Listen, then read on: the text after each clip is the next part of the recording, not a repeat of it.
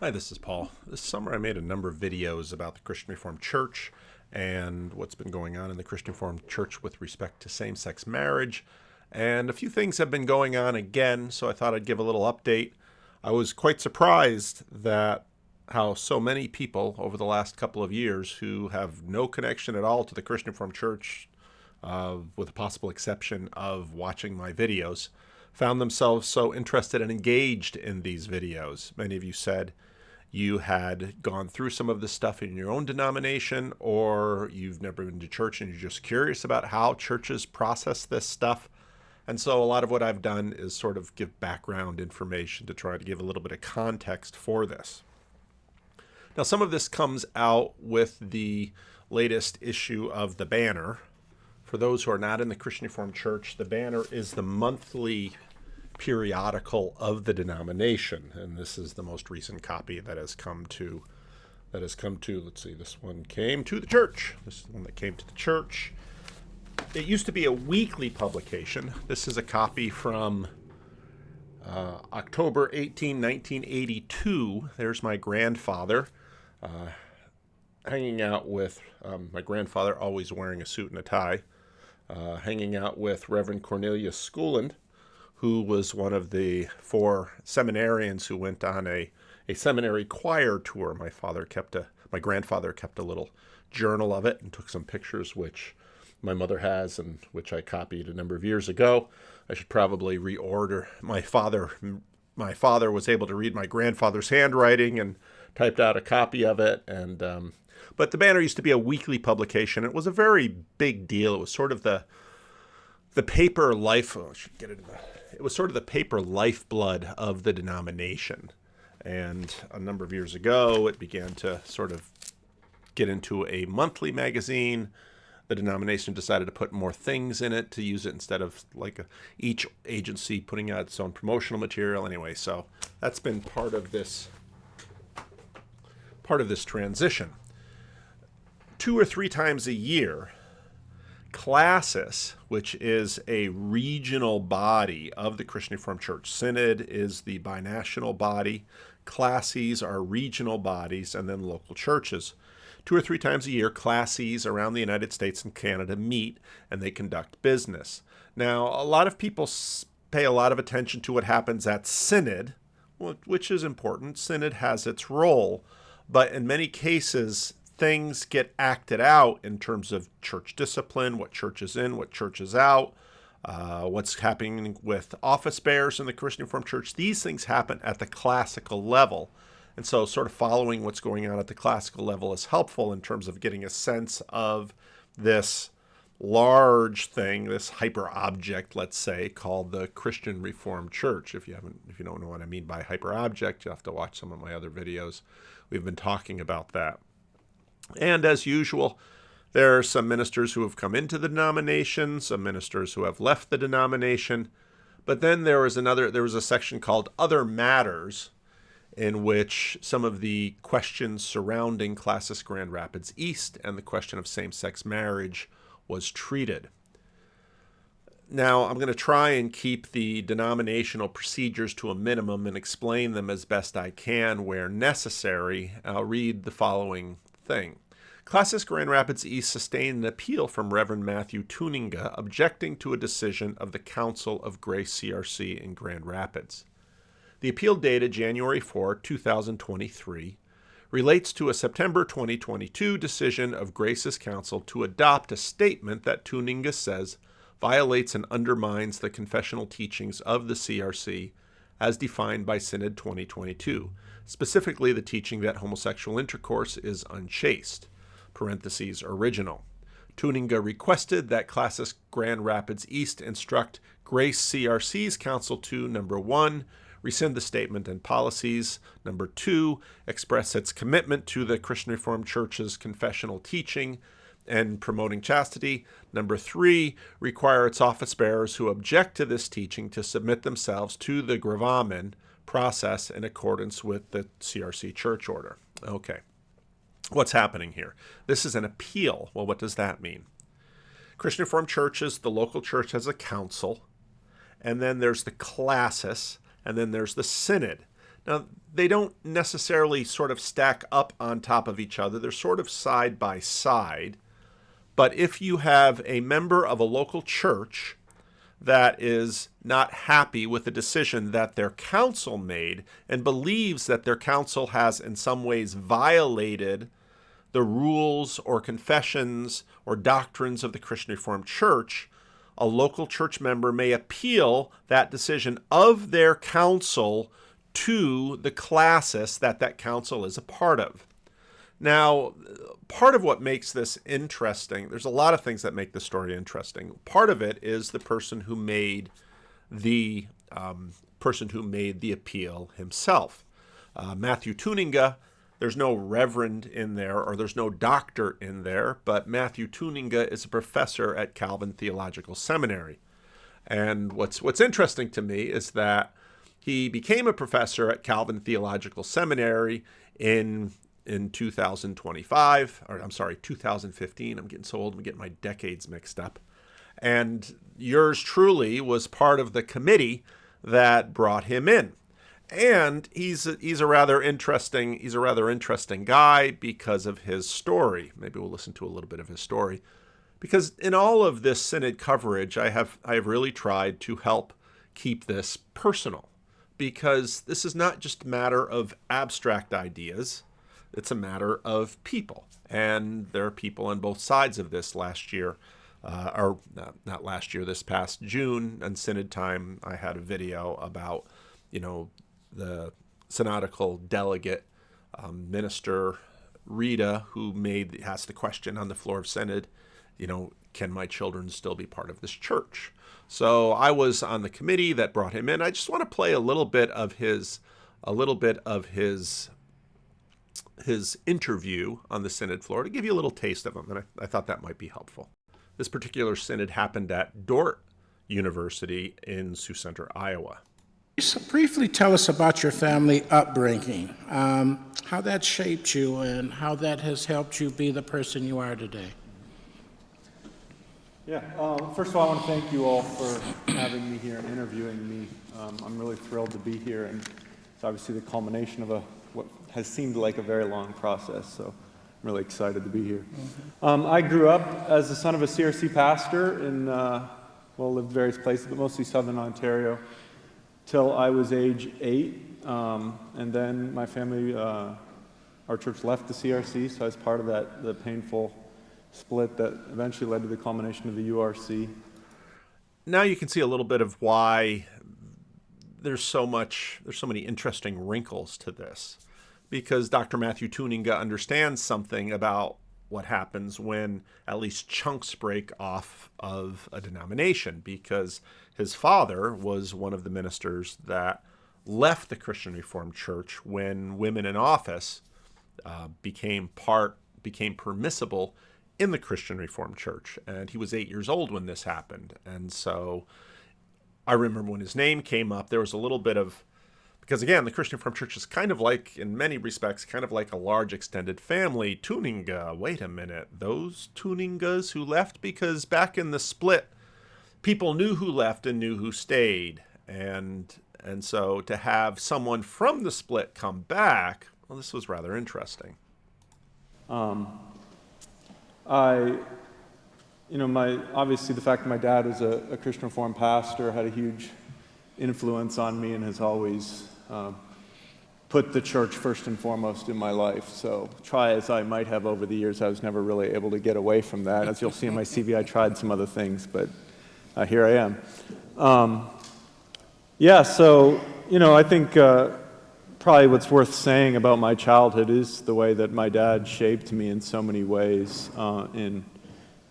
It was a Kuyperian household, so, doing everything for the glory of God, doing something that will serve the church and serve others. Always ask why you believe what you believe, never just do it because you were taught. Show Christian love, never take things personally, it shaped who I am. So just my whole outlook on life is shaped by that childhood. Good. Besides work and study, how do you find enjoyment in life, and how do you experience Sabbath? Well, I'm a diehard Edmonton Oilers fan, so I experience great joy when the Oilers win the draft lottery and are about to draft Connor McDavid. I experienced sorrow when I was 5 and Wayne Gretzky was traded, and I was first confronted with the problem of evil in the world. And I'm not really joking about that as a 5-year-old. So I love hockey. I like outdoorsy type stuff. I have a wife and 3 kids, ages 6-year-old boy, 4-year-old girl, 1-year-old girl. I love reading. I love history, politics, all those sorts of things that I sort of flirted with doing before I decided I wanted to be doing this as a vocation, for the church. And what was there a second part of that? How do you experience Sabbath? Sabbath. Yeah. This is that's an interesting question because I was raised as a Sabbatarian. I've since sort of moved to a more, I think, Calvinist view of the Sabbath, but I still live like a Sabbatarian out of choice. So I'm a very family-oriented person, and there's been times in my life where I had to work more than others, but I've always kept Sundays and even evenings for my family, and I think that's really helped me keep a work-life balance. Good. Now, as we were talking earlier, you had mentioned about being in a family, being very young, and yet experiencing the split and the painful division within the URC and the CRC. Would you explain that? Sure. Yeah, I was 8, so all I really remember is our church. I don't even think I knew that we were leaving a denomination. I just knew that a lot of my friends weren't in church anymore and there had been a split. And of course, you don't question that at the time. You assume your parents are doing the right thing, and I didn't question that for a long time. But as I had said, my dad had always taught us never believe something because that's what you were taught or that's the way you've always done it, but always think about it. So he also taught us never to take things personally. So I was primed to be my own person when it came to that. I think during seminary, when I started to make the faith my own in different ways. I talked about this in my cover letter a little bit, that the way that my time at Westminster Seminary, California, I have some colleagues here from there who knew me then, but really made me much more Christocentric in my faith, and my faith became much more about Christ and less about the Reformed tradition as I had experienced it, which didn't mean I was abandoning the Reformed tradition. It just meant that it was newly centered on Christ. And then I started studying Calvin, tail end of Westminster, and going into Emory and Calvin's doctrine of the church and his emphasis on the word and sacraments as being the marks of the church, and beyond that, Calvin called for ecumenicity and unity in the church.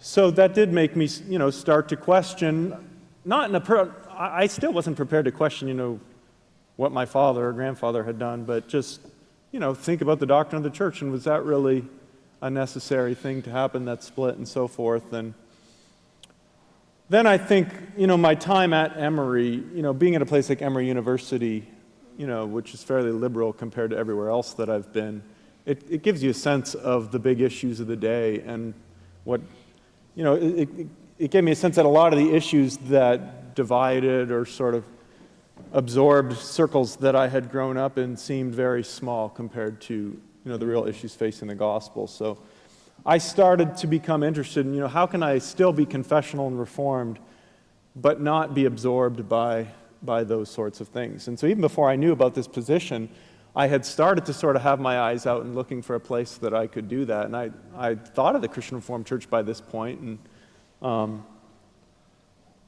then I found out about the moral theology position. So it was providential in the sense that I had already gone through that shift, and then I found out about the position, and I was already prepared to be part of the Christian Reformed Church. In fact, because of all those experiences, it was almost like, for me, existentially an answer to prayer, because, as an academic, as someone who wants to serve the church, it's so important to be in a place that you can be totally comfortable to be who you are, and to feel like you're speaking for a real community that you're a part of. And I could tell immediately that Calvin Seminary and the Christian Reformed Church would be that. So But I do want to say that doesn't mean I'm in any way went through some sort of conversion. I don't see myself as turning my back on anything. I mean, the Reformed tradition is my tradition, and it's all Christ's church. I think the splits that have plagued the confessional reform world are tragic, and I'll serve wherever God calls me. Good. Matt, how do you see God's grace and mercy playing out in your personal life, considering the life experiences you've had today? Today? To date, in your to life date. experience, Oh, yeah. how do you see God's grace and mercy playing out? Right. I think the best way to answer that for me is, already from a fairly young age, the big crisis in my life was, how can I be sure that the gospel's true? I never had trouble accepting the total depravity side of it, but I had trouble trusting the gospel side of it, and that's not a happy place to be. So, and part of what was wrapped up in that was, what are the chances that I just happened to be born into this tiny tradition that got everything right? So it was almost like, I can't not accept this. Providential, of course. Because this is my only hope. The gospel is my only hope. But on the other hand, am I just accepting this because this is what I was taught? And the way I experienced grace in that, and this coincided too with me coming to Westminster Seminary, California, and Michael Horton really helped me through this to see that Christianity and the gospel is not really ultimately about the Reformed tradition, it's about Christ. And that enabled me to bracket all the questions about the Reformed tradition and all the questions you can ask about Scripture and different problems, sovereignty of God, whatever, and focus on one simple question, did God send His Son, Jesus Christ? Did He die and rise again from the dead? And you answer that question, and other things have a way of falling into place. Or at least that gives you a perspective now from which to think through them thoughtfully. And that was a watershed for me. My life hasn't been the same since. And I think that helps explain, too, why I hope you see in everything I say and do how important it is to me to have a Christocentric gospel emphasis all the time. Good.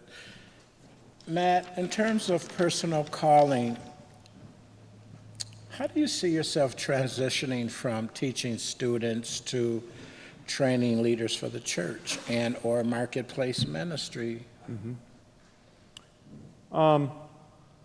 I think one of the dangers in theology and ethics as a branch of theology is that it can become abstracted in the academy separate from the church. And I really experienced that at Emory, where you have all these scholars doing theology without any attachment to a community, without any attachment to service of the church. And that led them to very much go their own ways, and each kind of has their own idiosyncratic theology, but what does it really mean if you're not speaking for anyone and to anyone? So, that convicted, serving the church is where it's at when it comes to theology and ethics. There's no better place to be doing it. I mean, I was already wired, I guess, by my upbringing to be oriented towards the church, and I had some, I have taught in seminary contexts in 2 different seminaries in the past, but that just, it's a natural thing, and my emphasis on ethics is on following Christ, a Christocentric approach to ethics. Well, you're only going to go so far with that teaching undergraduates in a secular liberal arts context, obviously. But in a seminary, you're teaching people who that's their job to then go out and preach and teach, so it's just logical. Amen. I'd like to read a quote from your bio. You stated, "My abiding scholarly interest is in the moral and social implications of the Christian faith. I am especially interested in what it means for Christians to witness faithfully to the gospel of Christ in contexts characterized by religious, social, and moral pluralism, as individuals and as churches, in word and in deed. I use a broad framework of theological, philosophical, historical, and sociological perspectives to work through practical challenges facing contemporary believers and churches." So please tell us, practically speaking, what does that look like in light of a reformed moral worldview? Right. Well, I think, we're at a watershed time in church history where we're sitting on the tail end of over 1,000 years where we were on the top, where you had Christendom, where we've been in power.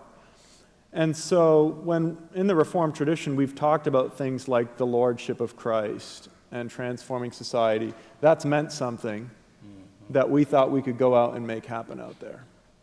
And now we're in a time when it's clear that that's not necessarily going to be the case anymore. I think most people see that. But that doesn't change the doctrine of the Lordship of Christ. That doesn't take away from our understanding of the kingdom of God or of creation, fall, redemption, consummation. So the great question facing the church and the great questions of ethics, even the real controversial ones like homosexuality, the practical questions, are all about how are we going to continue to be faithful to the Lordship of Christ? How are we going to affirm him as creator and redeemer? But in a way when we're no longer in power, in a way where the best that we can do is serve in a way that's going to lead to suffering. So what's that going to mean? Is it going to mean we're going to dig in our heels and yell loud until we get power, as is one temptation? Is it going to mean we're just going to sell out and try to keep up so that we can pretend we still have power? Or are we going to find a way to actually witness to the gospel in the place that we're called to do that? Thank you. I want to quote you again. All right. You stated, properly understood, I believe Reformed moral theology is structured by the New Testament's call to believers faithfully to follow Christ and his commandments in obedience, love, service, and suffering in every area of life, rather than by the Old Testament call to transform society according to the model of Israel.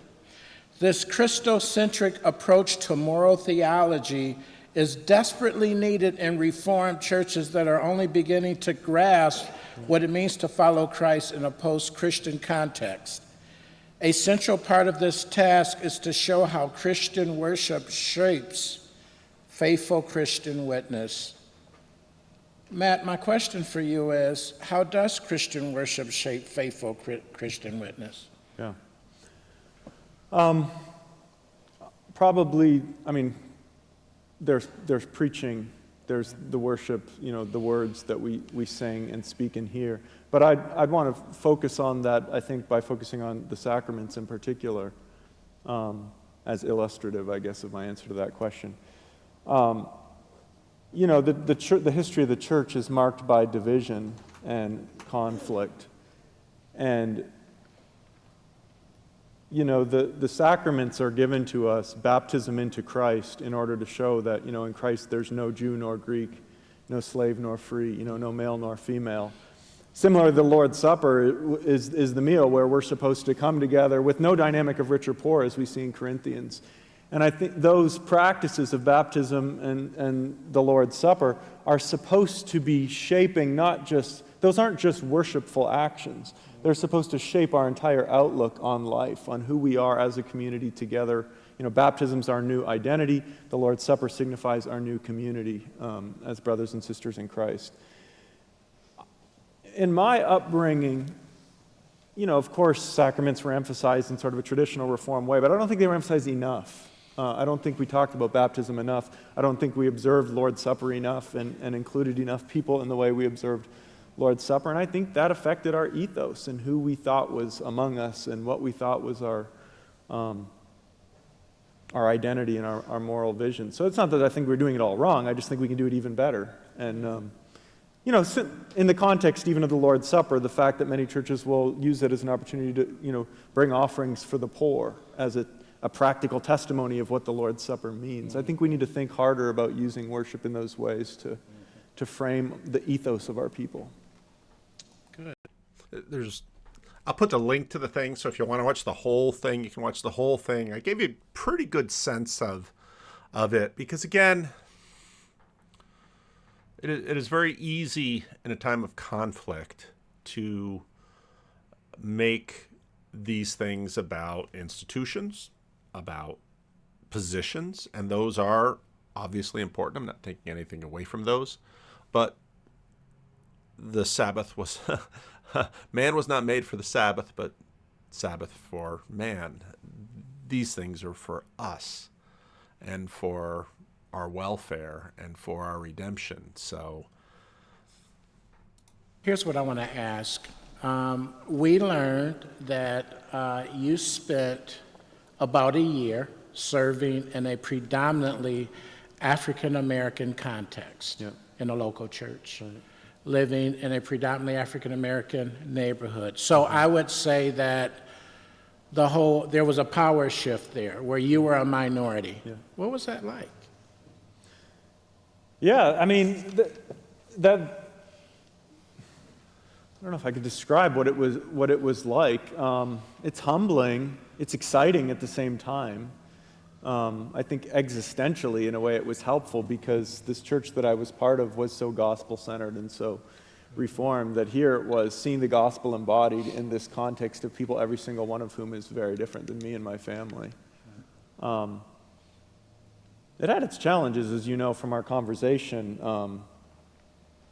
and whether in the church or in the neighborhood, it had its challenges. And learning, I guess, to think about those challenges through the lens of the gospel was, we still live in that neighborhood now. We're not part of that church at this point, but and I focused really on being self-conscious about how I was raising my kids, who were very young, and teaching them how to think about these things. But it didn't. Somebody asked me this just the other day. They said they had been in a context where they had been with I think African Americans a lot and got to know them a lot, but never really felt like they were part of them. We didn't feel that way in that church. We really felt like we were part of it. In the neighborhood, less so. In the neighborhood, I think we feel a more sense that we're different. But in the church, we really did feel that we were part of it, so it was a good experience. Thank you. Last question. Speak to the challenge of seminary level, high intellectual, and deep theological learning, and then the clergy's responsibility to process all that, and then make this learning and all this knowledge relevant to the average person in the pew. Whenever I get asked that sort of a question, I always think it's kind of odd in a way because I feel like all through my PhD program, I had an inferiority complex. I always thought, I think just on an ordinary people's level, and all my colleagues are all on such a high academic level, how am I going to make myself sound smarter? And probably more academics feel that way than will admit it. But I think I am first and foremost a person. And I think, writing that I did on my blog and different places and my preaching testifies to this. I am first and foremost a person who cares about the church and communicating with ordinary people, and that motivates my academic work. I think anybody in this room could read my dissertation and understand pretty much everything in it, except maybe some of the scholarly stuff in the introduction, and maybe some of the footnotes, which probably isn't worth your time anyway. So I think that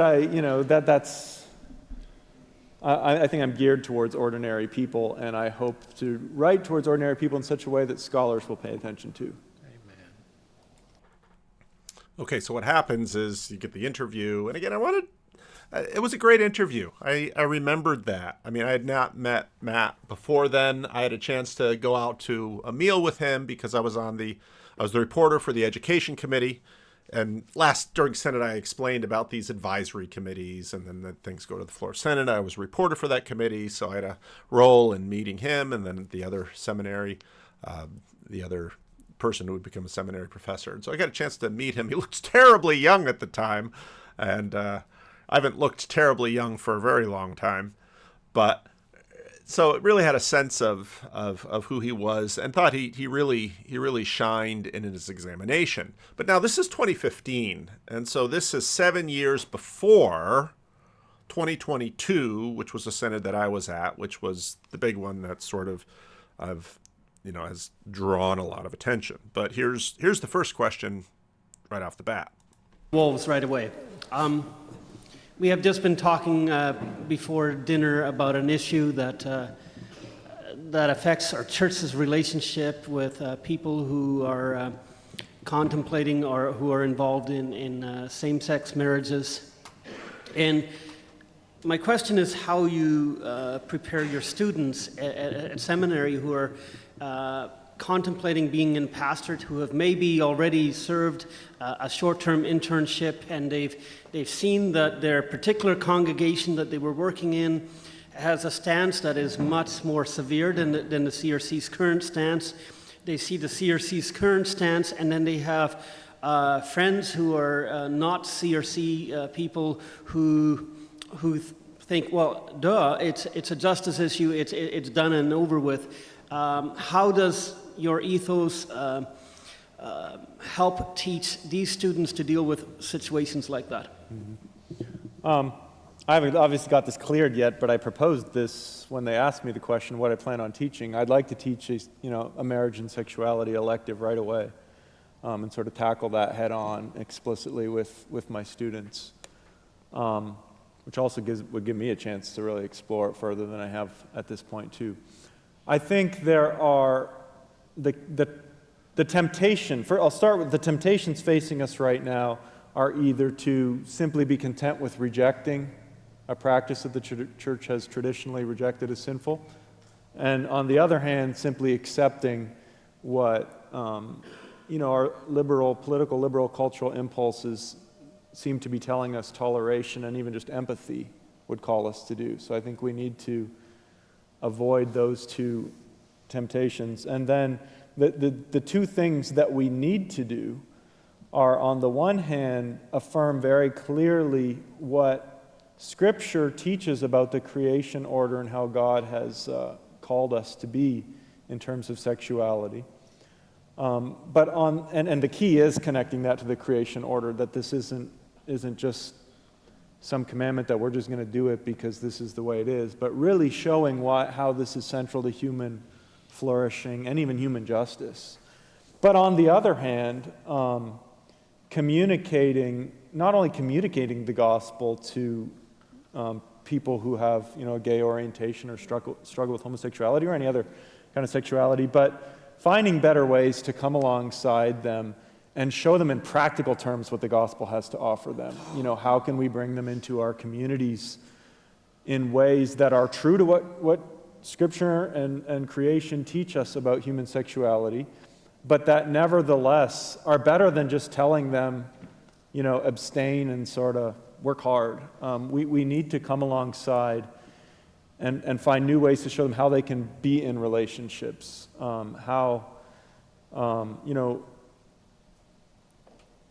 when one of the books that I think has helped me is Wesley Hill's book, Washed and Waiting, and he's a gay Christian who believes in that gays are called to be celibate.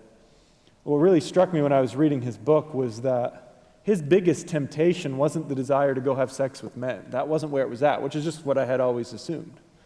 His big temptation was that he just yearned for deep friendships with men, and that because of his orientation, when he was in those friendships, it just introduced enormous complications. And what's appropriate and what's not, and how do you prevent one thing from moving into the next? And so what do you tell such a person that, well, just have friendships with women? Well, of course, that has its own complications. Don't have any friendships with them. All of that's absurd. But we have not done the hard thinking of thinking how we can help such a person, and what the gospel how the gospel can shape those relationships, and learning from people in those. Like, I learned so much from reading Wesley Hill, and we need to do more of that sort of thing. So, I'll admit I have a ton of thinking and wrestling to do on this issue, but that's the general outlines of how I would approach it, and I'm committed to making that a top burner issue for my my vocation. I think that's helpful background to, okay, here's a name in the banner. It's not given with doctor or reverend, but that's the name. What I have in front of you now on the screen is the Human Sexuality Report itself, the report that was mandated in 2016. That was just at Synod 2015. So then Synodical Committee was mandated in 2016, which got pushed back. It was supposed to come to Synod 2020, but of course COVID hit. He was placed on the committee, Dr. Matthew Tuninga there. It's in green. At the first meeting in October 2016, the committee chose Drs. Wyma and Walters as co-chairs, Dr. Tuninga as reporter, and Dr. Vanderwood as recording secretary. In fulfillment of our mandate, we submitted an interim report in Synod 2019. 3 of our members, Mary Lee Bauma, Matthew Tuninga, and Jeff Wyma, were there to facilitate discussions at table groups to solicit feedback. Dr. Tuninga participated extensively in the committee's work, but he withdrew from the committee before the work was complete. He affirms that the sections of the report summarize biblical teaching on human sexuality and its confessional status are accurate. However, he believes the pastoral care sections fail to provide the church with much-needed guidance in how to discipline erring members with love and grace and incorporate them in the sacramental community of the body of Christ. So not only was he on the Human Sexuality Committee, but he played an interesting part in which he could sign off for most of it, but then he found the pastoral care section wanting. And if, Matt, if you want to come on the channel and talk more about this, you're certainly welcome. Happy to have you on. So it's very interesting. Now, the part of the reasons I played the portions of his examination I did, it's funny how memory works because, of course, you experience things, and I sat for the whole interview, and there was a more extensive interview as part of the committee work that we did. So many of these elements were sort of in the back of my mind, and then when things come up, things sort of emerge out of your memory, and you remember these things. It's also helpful to remember that this is Grace CRC. Now, most of the people out there in the YouTube land won't have any idea through this. But of course, the Christian Reformed Church is a small place, and Grand Rapids is a place that many Christian Reformed ministers, including myself, wind up spending years with and getting to know some of the churches, and Grace has its own history. In my grandfather's days, many Christian Reformed churches were very, very similar to one another. That's really no longer the case. And so what's sort of nice these days is you can pull up the website and get a sense of some things about the Christian Reformed Church, about a particular Christian Reformed Church. Who are the people? What do they value? What are they like? And the more you're around, you can tell. And so this is their front page. They have a YouTube channel. So it's really interesting, especially when they have, the camera pulls back and you can see more of sort of who's in the room for the worship service. And this is kind of a Christian Reformed church that you sort of expect to see in kind of inner city Grand Rapids, a fair number of people with Dutch last names, church attempting to reach out to a community that's probably more diverse than so much of these things have changed. A lot of gray hair. That's tends to be what you find. But in Grand Rapids, probably a fairly diverse lot. And the history of Grace was that they worked very hard to be a church in their neighborhood, in the community.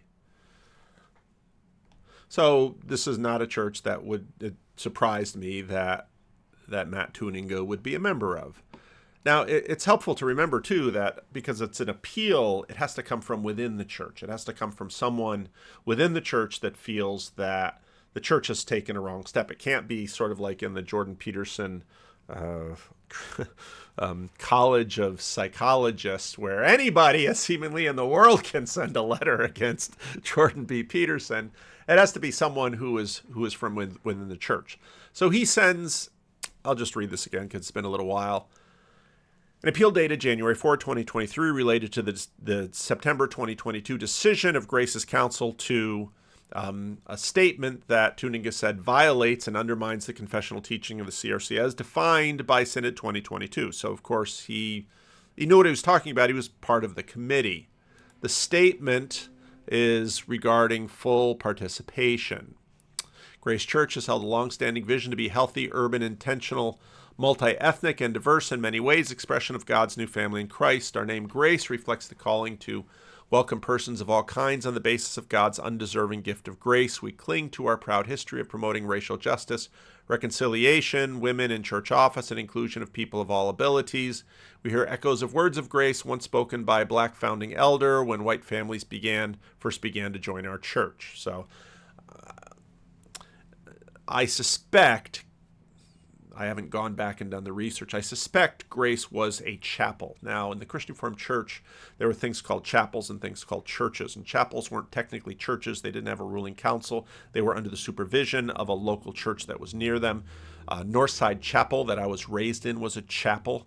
and it eventually became a Christian Reformed church. Madison Square was a chapel years ago, and my grandmother actually attended there because it wasn't too far from the farm she grew up on, just a block or two away from where Madison Square Church has been for a very long time. And so chapels were sort of these outreach-oriented things where the rules could be a little looser. Living Stone's Sacramento Christian Reformed Church, kind of a chapel, but came into being in some ways a little beyond the chapel era, organized fairly quickly. We as a church have been extensively discussing appropriate inclusion of our LGBTQ plus siblings for some time, both as congregation and denomination. As Grace stated in our 2017 statement, we have sought to be a welcoming community where all are accepted as sinners saved by grace, yet at a time we chose not to articulate an official position statement regarding same-sex marriage. Some of our members strongly disagree with each other on the issue of LGBTQ plus marriage. The Council of Grace Church respects the fact that faithful, loving, and Christ-like members of our congregation have come to different conclusions that very much mirrors the language of Women in Church Office. We must now discern a way forward, embracing our diversity in many ways.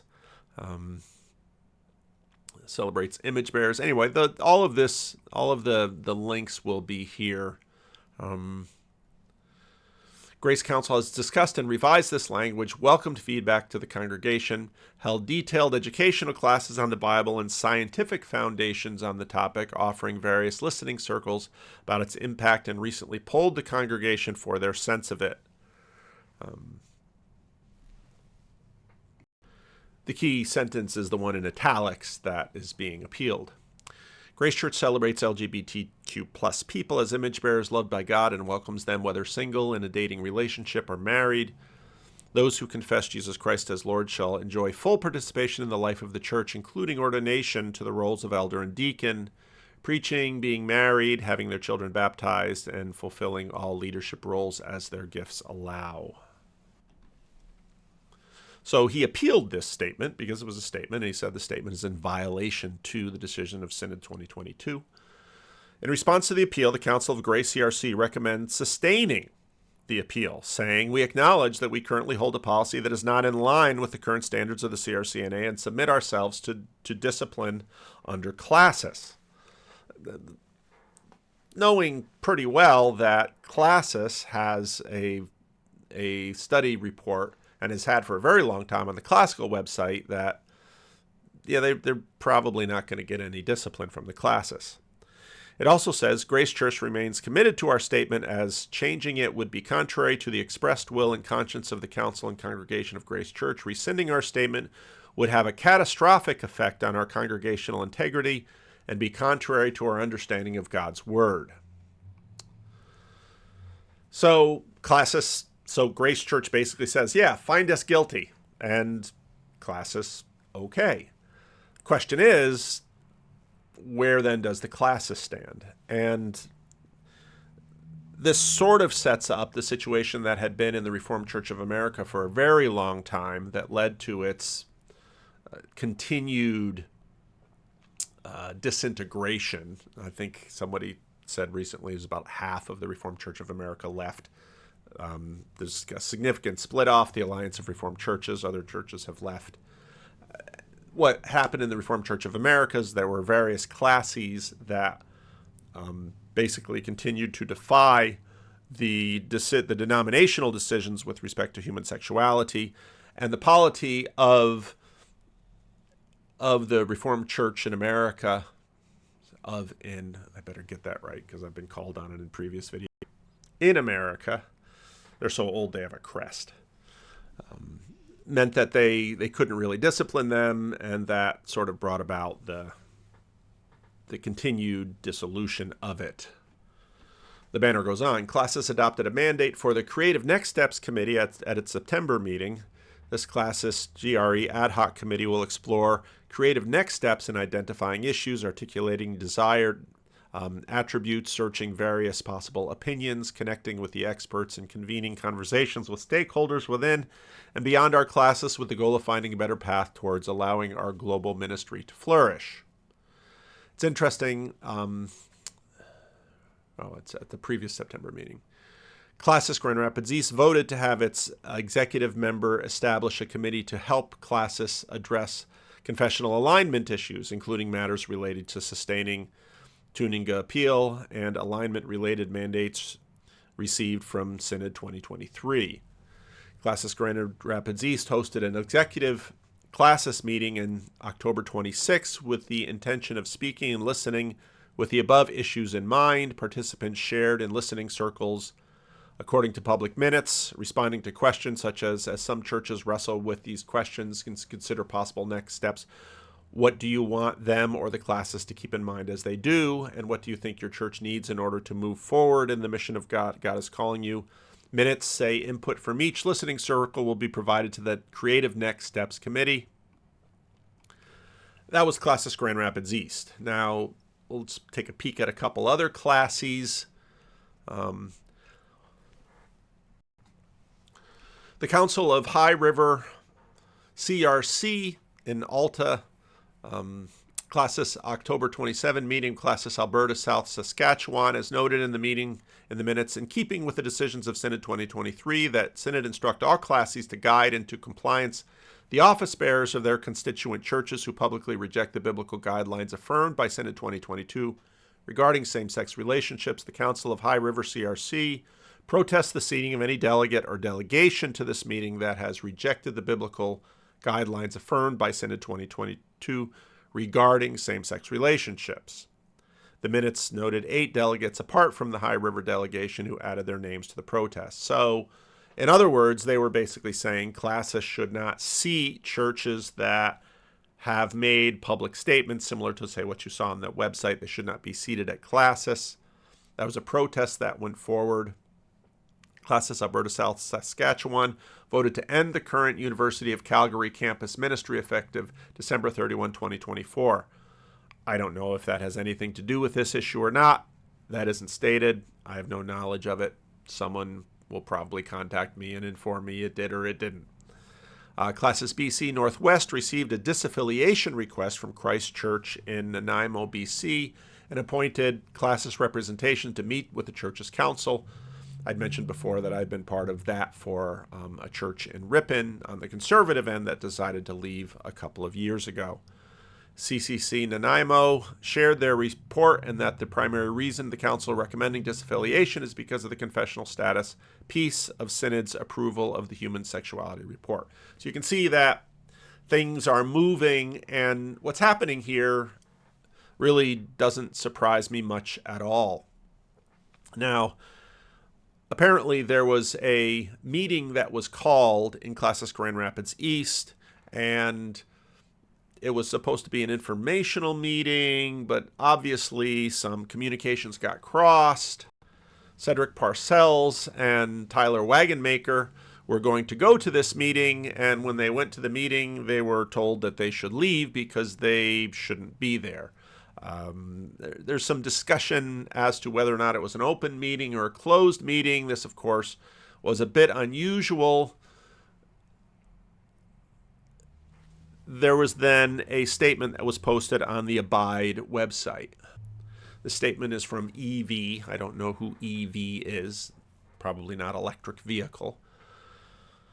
Talked about the fact that, well, they weren't allowed to attend. Well, this isn't good. I'm afraid some misunderstandings have occurred and are causing greater fear of suspicion and distrust to build up among the different sects that are forming in the CRC. I'll attempt to clear them up with 4 posts.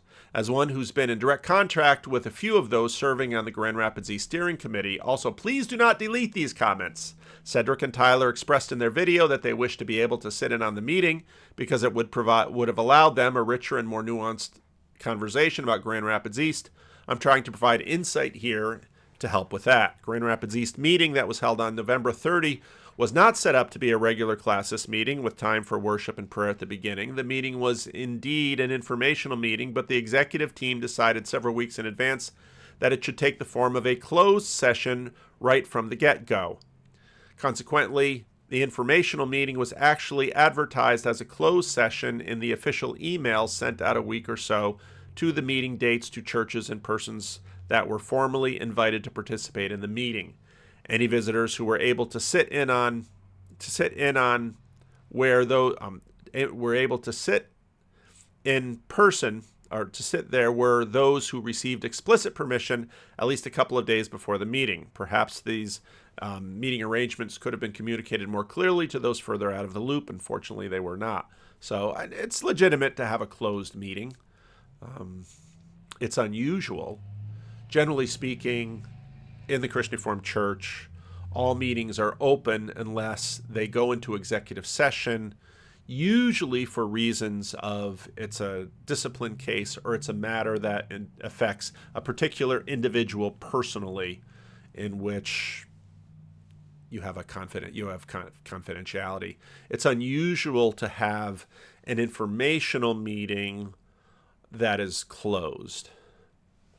The information shared in the meeting, including the report, will be made public at a later date. The committee just needs to figure out which channels will be most effective for its distribution and other small logistical details first. I don't think that's a small logistical detail. I think that's actually a pretty significant detail because, again, a lot of what has happened with this is about information. How is the information framed? In other words, there will be transparency of what was discussed. I don't know if you can say there will be transparency usually lets people come in and watch. There will be a presentation. I think that's not necessarily transparency. And again, it's not a criticism, but transparency is someone observing with their own eyes and coming to their own conclusions of proceeding.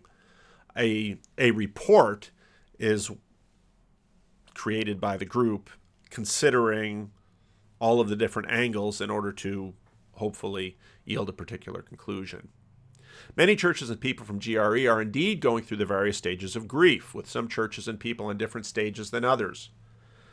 And as one experienced in the field of social work and psychology, I speak on this in depth, as I do in Post 2, as I think it's incredibly important that you understand the dynamics in play in Grand Rapids as much as possible.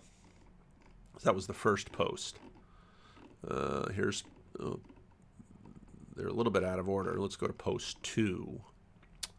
While most, if not all, of the churches in Grand Rapids East have moved past the initial stage of shock, a large portion are caught up in the stage of denial, and denial has taken various shapes. Some are in denial that the church's policies have changed, as evidenced by them wanting to pretend and that quite literally acting like it hasn't. Some are in denial that confessional difficulty gravamen, often abbreviated CDG, and the CRC don't actually grant office bearers permanent exemptions as part of the confessions they disagree with. That is to say, deep inside, they know they don't, but they're really fond of their office bearers who disagree with Synod 2022's decision and don't want to lose them, as evidenced by them wanting to pretend that they grant their office bearers permanent exemptions. And others are still in denial that they are, in fact, in the minority theologically in the CRC and will definitely continue to be so. A small yet much more vocal segment is in the angry stage. For the most part, anger among these churches and those people has taken the form of passive aggressiveness or cynicism. For most of these churches and or people, they are directed their passive aggressive cynicism towards Synod 2022 and 2023, while others have directed these attitudes towards Abide as a whole. At present, these churches and people are unable to clearly see that their anger is largely misplaced. In reality, what they are really angry upset about is how the recent synodical decisions are personally impacting them and those closest to them, and that the CRC has become different from the CRC that they remembered from their childhood. Or that the CRC is different from how they imagine it to be, because many of them believe that, well, in my childhood it was like this, but it's changed, and this is how the CRC is now. Well, it's a big, complex thing. Some small caveat. Some people in GRE have become distrustful and fearful of people connected with Abide in general, due to negative interactions they've personally had with a few individuals who are with Abide. It appears these one or two negative interactions have had with certain individuals from Abide have unfortunately had the effect of making them more prone to see Abide as a whole in a negative light and resistant to engaging in conversation with anyone from Abide. This might help explain the manner in which Cedric and Tyler were asked to leave the meeting. Sometimes people lash out when they've been hurt or hurting. A few of the churches and people in Grand Rapids East are in the bargaining stage. Those in this stage are trying to seek a compromise with the Orthodox churches of the Christian Reformed Church that will allow them to continue being in the Christian Reformed Church without them having to get rid of their office bearers who disagree with Synod, or otherwise hoping and praying that Synod 2024 will somehow lead in the reversal of the 2023 decision. There's very few people are expecting anything like that. A handful of the churches and people are deep in what you'd argue is the most heartbreaking of the stages of grief to witness people struggling through the depression stage. Recently, a friend was back in Grand Rapids, and he said to me, yeah, there's just in some of the churches there, they just sort of feel shell-shocked. The world changed, and they didn't expect it. Among those who are in that stage, there's a lot of sadness, emotional fatigue, feelings of hopelessness and uselessness, and longing for things to go back the way they were. Of course, they don't really expect they will, but they're still longing for things to return the way they were before. The majority of churches and people from Grand Rapids East, however, are actually in what is known as the testing stage. Those that wish to wait to see what happens at Synod 2024 with the issue of gravamen and etc. before they do anything substantial, like pursuing disaffiliation from the Christian Reformed Church. That they could be placed here, as the reasons they are waiting till Synod 2024 to act is because they've been considering a few different options, but don't know which one makes the most sense for them to do, and won't know for sure until the issue of gravamina, is settled, and the new questions concerning the gravamina is the question of how, in fact, you differ from the doctrinal statements of the church and how that impacts your relationship and your ability to hold office, things like that. In these words, these churches people believe they will only know for certain which opinion they should go with after they see what becomes of the overtures and communication in various churches. In other words, they're still watching it play out. Then there are a handful of churches and people in Grand Rapids East that have come to accept the CRC may no longer be the right place for them and are actively discussing and planning for disaffiliation from the CRC, as alluded to in the video. These said churches are delaying their departure till the Synod 2024 as they want to help as many other churches in their classis as they also reach the state of acceptance. Post 3. In short, churches in Grand Rapids East are not carrying out the instructions given to them by Synod 2023 regarding office bearers due to different reasons. Some are not because they are struggling with denial. Some are not because they are angry that recent synods made this decision. Some are not because they're stuck in the bargaining stage. Some are not because they are struggling with emotional fatigue. And some are not because they want to wait to see what happens at Synod 2024. Some are not because they're planning to leave the CRC. In truth, Classis Grand Rapids East recognizes that the ways in which many of its people and churches are going about things is particularly, to use Cedric and Tyler's words, unhelpful, and are likely only to cause more hurt in the end. Classis Grand Rapids East is also aware that the behavior of the churches and people seemingly stuck in the denial and anger stage is what's especially making, he uses the word Orthodox Christian Reformed churches, that might be confusing for some, churches that embrace the traditional position, and the CRC more prone to seeing Grand Rapids East in the whole as a bad light. At the same time, those churches in Grand Rapids East, those in Grand Rapids East closer to reaching a stage of acceptance have already come to a state of acceptance, realize that they cannot rush their fellow members in their grieving process and cannot control the ways these fellow churches are responding to or expressing their grief. The most they can do is influence, impact how their fellow churches respond or to express it by what they themselves say and do. And what is it they should say or do? If they carry out Synod 2023's instructions right now, while many churches are already reacting very negatively to some of Synod 2023's decisions, chances are it would only make things worse. They are deciding to postpone Synod 2023's decisions and focus instead on, number one, trying to meet their fellow brothers and sisters where they're at in the grieving process. Two, provide the brothers and sisters with a plethora of information so they can make it as fully informed a decision as possible pertaining to their next steps. The flowchart in the report simply names some of the things that a church could do in theory. Now, this is a copy of the report. We have so many things open here. It's in fact a flow start. Stay in the CRCNA. Yes. Remain fully in. Yes, no. Dual affiliation. Dissent publicly. Ignore Synod and avoid attention. Leave the CRC. Affiliate with the RCA. Does the RCA restructure too? Join or become a classist in the RCA. CRC and RCA together in a new thing denomination. Create a new denominational structure. Does it copy the confessional church order? In other words, this little flowchart sort of shows, okay, here are all the different options. It's just basically a logical flowchart. Now, my take on this is that absolutely none of this surprises me. Things take a long time to process through communities of people.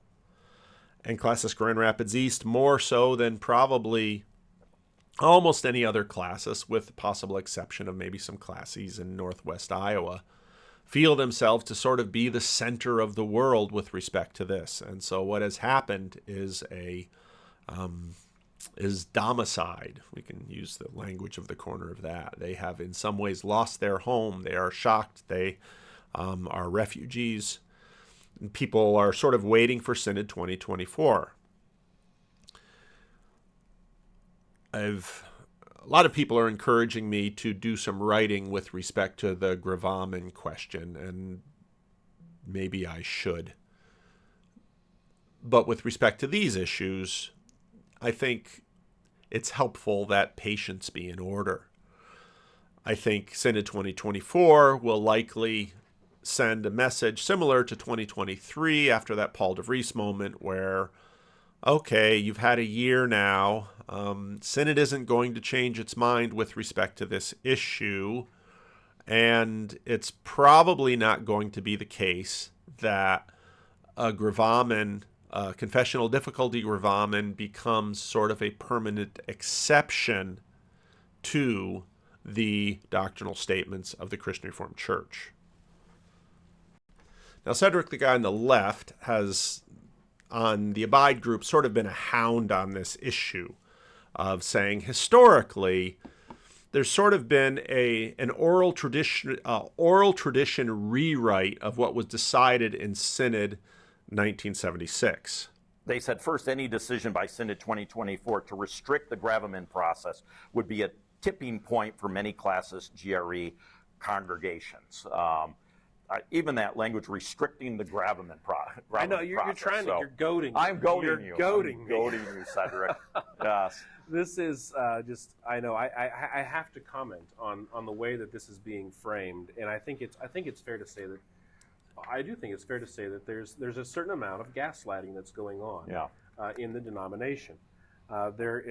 This is what Synod 23 and potentially what Synod 24 could do is not restrict gravamen, or gravamina is the plural if you want to go that direction, is to clarify what the process has always been. Mm-hmm. There has never been an official process in the Christian Reformed Church or in our church order for allowing people to take exception to our confessions. I remember I had a conversation with Cornelius Venema, who's the president of Mid-America Seminary. Yep.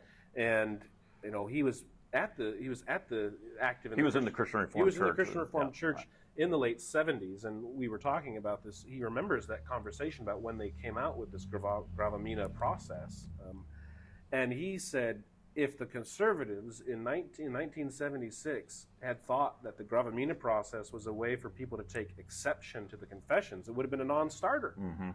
So this is just It's because, and he's saying as a denomination, they're all on the same page. Right. They're all on the same understanding that you don't take exceptions. Right. That was the common understanding of what was going on. So this is simply revisionist history. It's gaslighting. It's gaslighting. It's gaslighting. So whenever I see that word restricting, it gets at me a little bit. But now, I think Cedric is right. The difficulty, of course, is that also I've talked about this issue before. It was an issue with Harry Bohr. At that point, he was retiring. He had served. The Christian Reformed Church was also a different place. Again, it was a place of personal relationships. And part of what is interesting about the Christian Reformed Church because it is so young and Synod is so powerful. What will be interesting will be to see, it isn't that Synod 2024 can't sort of create an exception. And what's interesting is that some of the Presbyterian churches that some of the Christian Reformed ministers have come to had exceptions written in. So it's not inconceivable that that could happen. I think more than likely that won't happen, but there will be questions about process. And what I hope to see is a conversation not just about sort of gates, yes and no, here's a deadline. You have to meet this standard by this deadline or you're out. I don't think that's actually a way that people grow and develop. And so I think it should be much more of a question of not just simply statements of agreement, yes or no, but those who express confessional difficulties, they should be able to enter into a process of discernment. And at the end of that process of discernment, anybody who knows me know I'm a very patient man. People need time to work through things. At the last synod, there were a number of speeches given on the floor of people who had changed their mind in a more conservative direction on this issue. And so I think it's helpful that that we understand that we're dealing with people. So we'll see where this goes. There'll be a little bit more. At some point, Grand Rapids East will release their document about what they've heard. I don't think there'll be any big surprises in that document. I think the EV, who sort of wrote about the stages of grief, is probably right in terms of what's going on. And then there are more classis meetings in the spring. That's where overtures for Synod in the summer tend to really come forward. So we'll see some of that. So if I'm going to write anything, I'd better get writing. But this is sort of the status, and we'll see where it goes. Again, I don't think there's going to be any, in videos that I've made before, the Christian Reformed Church has been getting more conservative in many respects, not more progressive. And I think that trend line is going to continue. And I articulated why that has been the case. But these other issues that I spend the majority of my time on my channel talking about are very much germane, because the questions have to do with how do propositional truths sort of relate to the other aspects of truth that are going on. So we'll see where this goes. Maybe this was too long. Maybe this was too boring. I don't know. But that's where things are. Maybe there'll be another I should develop something. Anyways, I certainly have thoughts about it. But leave a comment. Let me know what you think.